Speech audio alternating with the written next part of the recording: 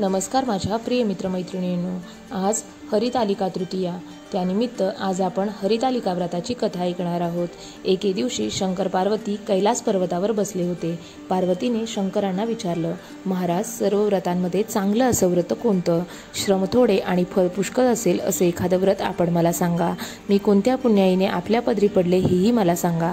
तेव्हा शंकर म्हणाले, जसं नक्षत्रांमध्ये चंद्र श्रेष्ठ आहे, ग्रहात सूर्य श्रेष्ठ आहे, 4 वर्णात ब्राह्मण श्रेष्ठ आहे, देवात विष्णू श्रेष्ठ आहे, नद्यांमध्ये गंगा श्रेष्ठ आहे, त्याप्रमाणे हरितालिका व्रत हे सर्व व्रतांमध्ये श्रेष्ठ आहे। ते तुला आज मी सांगतो। तेच तू पूर्वजन्मी हिमालय पर्वतावर केलंस आणि त्याच पुण्याईने तू मला प्राप्त झालीस। तर आज हे व्रत ऐक। हे व्रत भाद्रपद महिन्यातील पहिल्या तृतीयेला करावं। ते पूर्वी तू केलंस ते मी तुला आता सांगतो। तू लहानपणी मी तुला प्राप्त व्हावं म्हणून मोठं तप केलंस। 64 वर्ष तर झाडाची पिकली पाने खाऊन होतीस। थंडी, पाऊस, ऊन ही तिन्ही दुःख तू सहन केलीस। हे तुझे श्रम पाहून तुझ्या पित्याला फार दुःख झालं व अशी कन्या कोणाला द्यावी अशी त्यांना चिंता पडली। इतक्या तिथे नारद मुनी आले। हिमालयाने त्यांची विचारपूस केली व पूजा केली। येण्याचं कारण विचारलं तेव्हा नारद म्हणाले, तुझी कन्या उपवर झाली आहे, ती विष्णूला द्यावी, तो तिचा योग्य वर आहे। त्यांनीच मला तुझ्याकडे मागणी करण्यास पाठवले आहे, म्हणून इथं मी आलो। हिमालयाला मोठा आनंद झाला, त्याने ही गोष्ट कबूल केली। नंतर नारद तेथून विष्णूकडे गेले। नारद गेल्यावर तुझ्या पित्याने ही गोष्ट तुला सांगितली।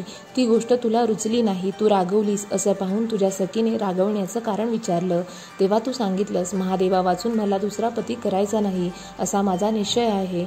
असं असून माझ्या पित्याने मला विष्णूला देण्याचं कबूल केलं आहे, याला काय उपाय करावा? मग तुला तुझ्या सखीने एका घोर अरण्यात नेलं। तिथं गेल्यावर एक नदी दृष्टीस पडली।